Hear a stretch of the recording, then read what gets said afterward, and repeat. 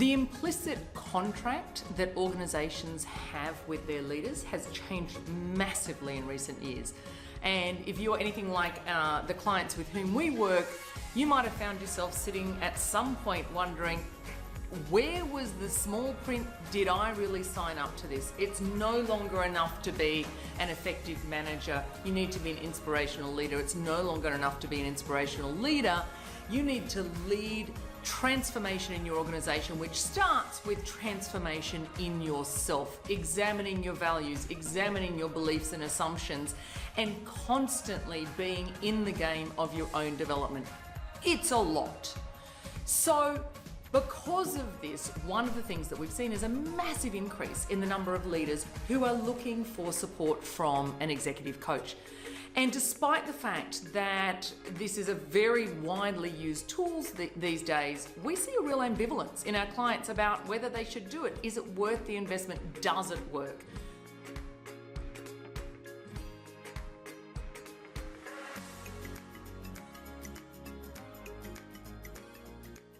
I'm here today with my good friend and colleague, Sarah Nanclares. Hi, Sarah. Hello, Sarah. How are you? Good name you've got there. Quality name. Sarah is one of Line's executive coaches, and I know that over the last 6 months we've been doing a lot of work on our coaching approach and spent a good deal of time together. And one of the things that I wanted to talk with you about today is the particular approach to coaching that we use. I think a lot of our clients really enjoy the process of coaching and are thrilled by the outcomes, but if they don't experience it themselves, they don't actually understand what goes on. When you go into that room and there's two people, you sit and talk, and you come out and you do that over a period of time, and some amazing things seem to shift. So I'd love to kind of get under the covers of what happens in a coaching session.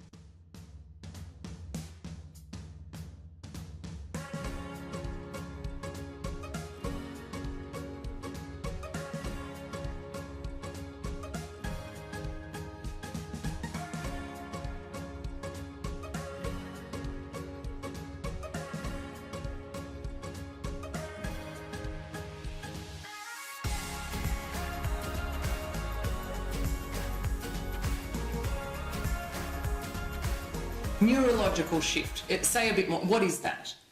So a neurological shift versus a psychological shift. So as you picked up, psychological is understanding. Yep. Neurological is where, yes, we are understanding at the conscious level, but because a coach who is trained in that style of coaching has the skill set to ask really provocative, transformative questions, a chain of questions that will cause the coachee's brain to go off in different directions. So they're questions like around things like the meanings that situations have, belief systems around things, the boundaries of the coachee's thinking about something. It could be their drivers, it could be their emotions, it could be questions around their identity, it could be questions around limiting beliefs, value systems, sabotaging patterns. So we're really getting into the matrix of a person's mind.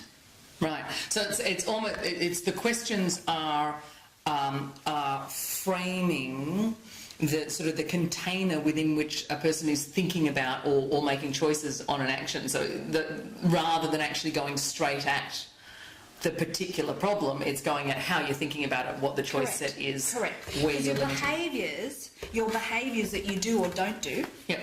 are a product of the thinking that precedes it.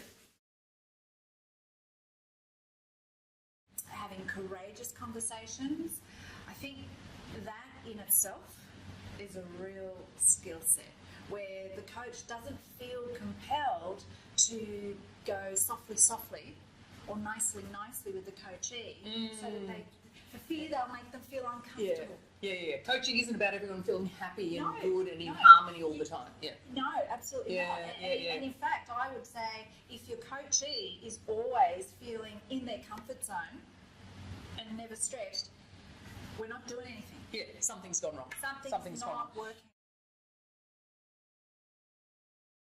the picture that's emerging is actually you should look to be uncomfortable as quickly as possible and productively uncomfortable as often as possible to work through those things. And what that says is, as a senior leader, the way to assess whether the coaching partners with whom you're working, for you and your team, the way to assess whether they're doing a good job is, in fact, how uncomfortable you see people are. I mean, look for coaching sessions with chairs being thrown and actively angry people. Look for people that are disturbed. Yes, I know this is an interesting way to think about, how you can tell if something's working. But honestly, if you're a senior leader and you have engaged your team for coaching and when you ask them how it's going, you're getting answers like, great, good, really think I'm getting somewhere, with no degree of disturbance. Softly. So you're not maximising the coaching conversations, the coaching opportunities. Yes, it's not working. It's too softly. Yeah, it's not working. I personally don't think that for organisations, an ad hoc, just coach one person in this team, one person over here and one person over there, in disparate, actually yields return on investment or results for the. I think there is economies of scale in terms of you're better off coaching a team versus one individual person. You will see much greater economies of scale when it's a team. It's like, and you can coach the whole system together. Correct. And so you will have you'll have layers. So you'll have the individual's personal, which is unique to them. Everyone's a unique neurological equation. And then you'll have the system. So the cultural shift of the organisation. So the themes that need to be approached, that need to be, and you interweave and you rock and roll between them and interweave them together. That's when you get a phenomenal outcome for the entire organisation, as well as the individuals who drive the organisation.